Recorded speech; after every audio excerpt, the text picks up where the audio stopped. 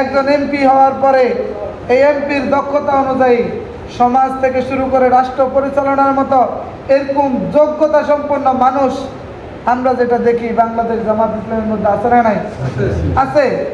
এই দেশে যত ইসলামী দল আছে সবাই মিলে ঐক্যবদ্ধভাবে এই আল্লাহর জমিনটাকে পরিবর্তন করে আল্লাহর জমিন আল্লাহর দিন কায়েমের জন্য, দিন প্রতিষ্ঠার জন্য বাতিলেরা যত বেশি, বাতিলদের মধ্যে অসংখ্য মত, অসংখ্য ফেরকা আছে, তারা সব কিছুকে বাদ দিয়ে একটা জায়গায় গিয়ে একমত এই দেশে ইসলামী কোনো দলকে ক্ষমতায় দেওয়া যাবে না।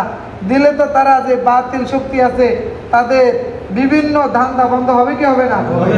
সুতরাং আমরা এক একজন এক এক ইসলামী আন্দোলন করতেই পারি, তবে সবচাইতে বড় বিষয় যেটা আমাকে লক্ষ্য করতে হবে, যেই দলের মধ্যে প্রত্যেকটা সেক্টর ভিত্তিক লোক আছে, মসজিদের ইমাম থেকে শুরু করে পার্লামেন্ট সদস্য পর্যন্ত, এমপি ছিলেন আমাদের, আজকে যারা আমাদেরকে বিভিন্নভাবে তহমত দেয়, গালি দেয়, এই দেশে স্বাধীনতার 53 বছর বয়সে বাংলাদেশ জামাত ইসলামীকে তারা কেউ ক্ষমতায় দিতে পারে নাই।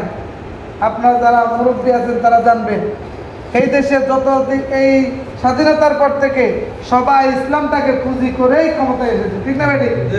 শেখ হাসিনা ক্ষমতায় আসার সময় সে তসবিহ হাতে নিচে কি নেয় নাই, পট্টি বেঁধেছে কি বাঁধে নাই, পাচ্ছে। সুতরাং আমরা দেখেছি তারা ক্ষমতায় যাওয়ার আগে সুরুত পরিবর্তন করে লেবাস ধারণ করে পরবর্তীতে ক্ষমতায় যাওয়ার পরে সেটা আর থাকে না। এই জন্য আমরা 53 বছর অনেক নেতা লিডার বানিয়েছি। আমরা এবার বাংলাদেশ জামাত ইসলামী সহ ইসলামী দলগুলোকে ঐক্যবদ্ধভাবে আগামীর বাংলাদেশটাকে একটা ইসলামী দেশে ইসলামী সরকার কায়েম করার জন্য চেষ্টা করতেছি।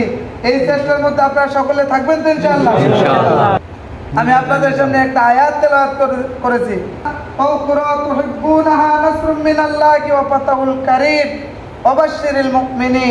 মুমিনদেরকে সুসংবাদ দেন।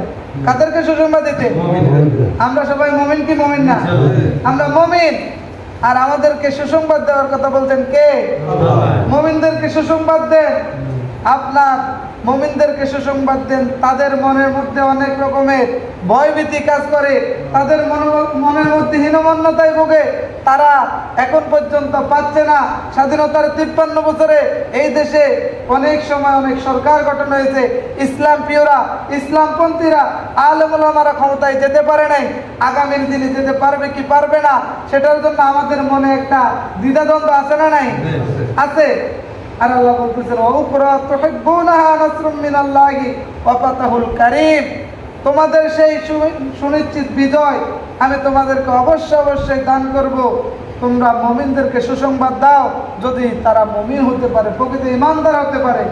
সুতরাং আমরা 5 তারিখে আগ পর্যন্ত 16 বছর অত্যাচার, নির্যাতন, নিপীড়নের শিকার হয়েছি কি হয় নাই?